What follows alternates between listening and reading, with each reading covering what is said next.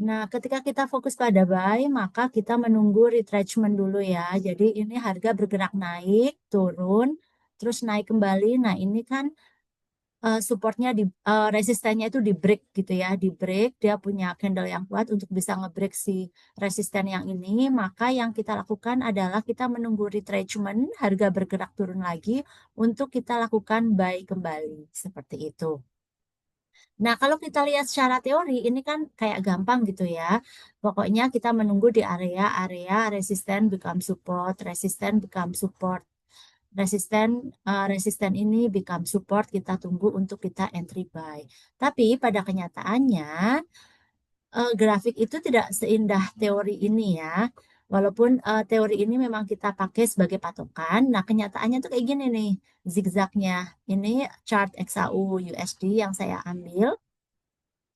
Jadi naik, kemudian turun, kemudian naik, break dari resisten dia naik.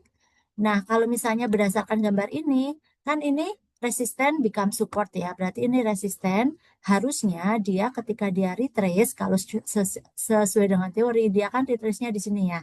Karena resisten become support, dia udah naik kembali gitu. Nah, ternyata dia juga break nih, di break ya, resisten bukan supportnya di break, tapi kita lihat di sini dia udah bisa naik kembali dan terbentuk lower high ya, lower high gitu.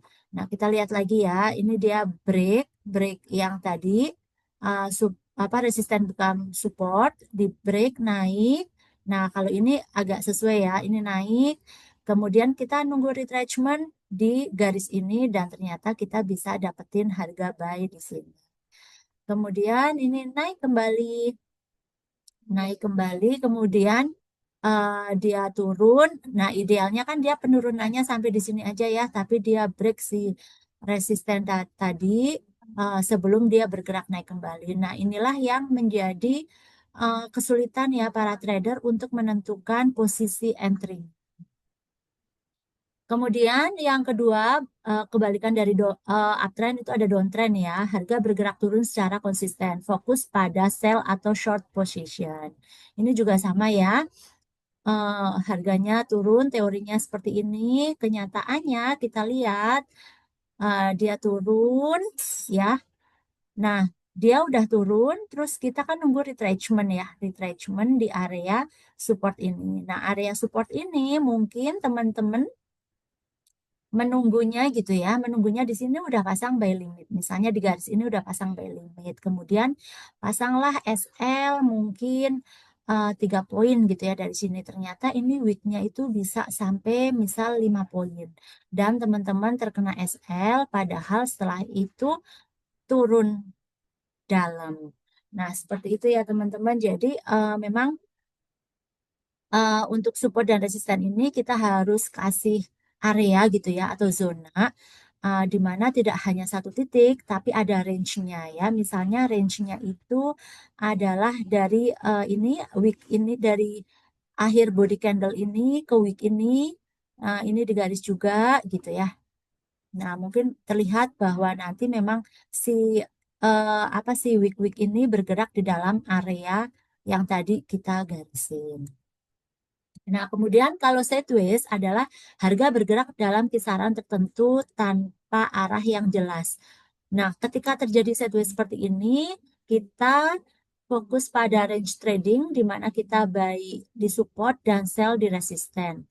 Teorinya seperti ini, kenyataannya bisa kita lihat seperti ini. Jadi, misalnya kita udah kasih ya area area buy di sini gitu ya. Kemudian kita mau jual, kita taruh TP pas di sini gitu. Ternyata nggak sampai TP di sini, malah udah turun gitu ya, udah turun, malah kita masuk kena BEP lagi dan mungkin teman-teman di sini udah pasang SL plus ya, SL plus gitu ya, udah dapat 1 poin atau 2 poin pasang SL plus, jadi dapatnya nggak maksimal. Atau mungkin ada teman-teman yang menunggu mau sell di sini, mau sell di sini, nggak kejemput gitu ya. Setelah menunggu beberapa lama dari pergerakan candle ini, akhirnya terjemput nih selnya di sini. Tapi ketika terjemput selnya di sini, misalnya nih, seperti case tadi ya, eh, teman-teman taruh SL-nya misalnya plus 3 poin dari week ini ya.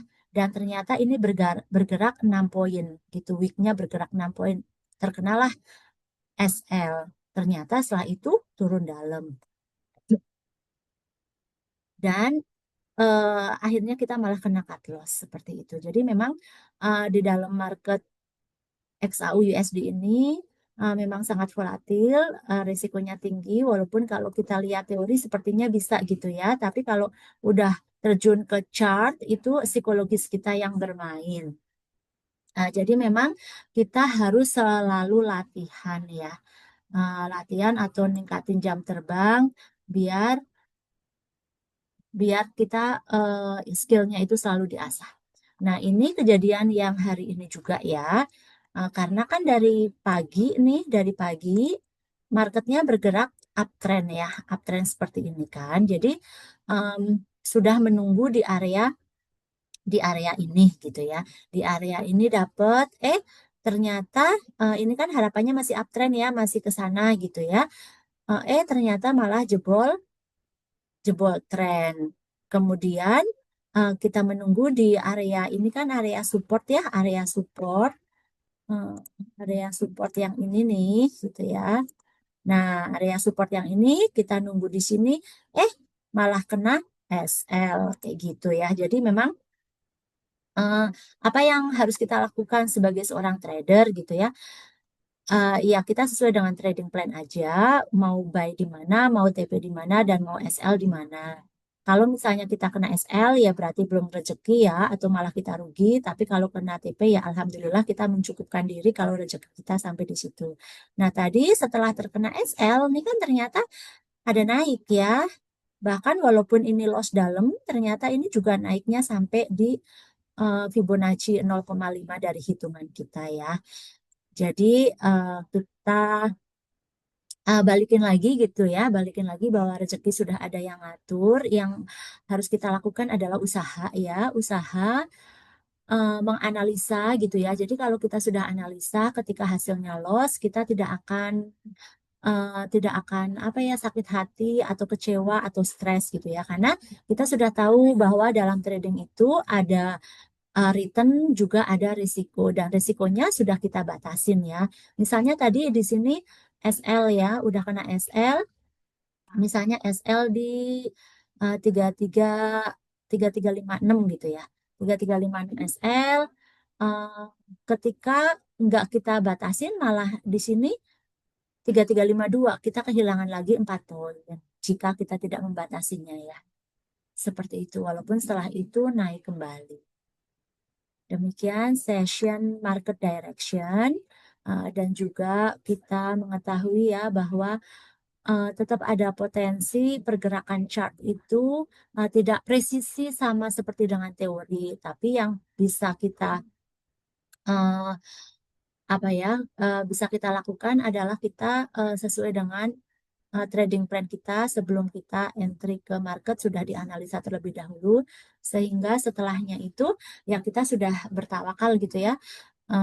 Apapun hasilnya kita serahkan ke Allah, itulah rezeki kita. Terima kasih banyak.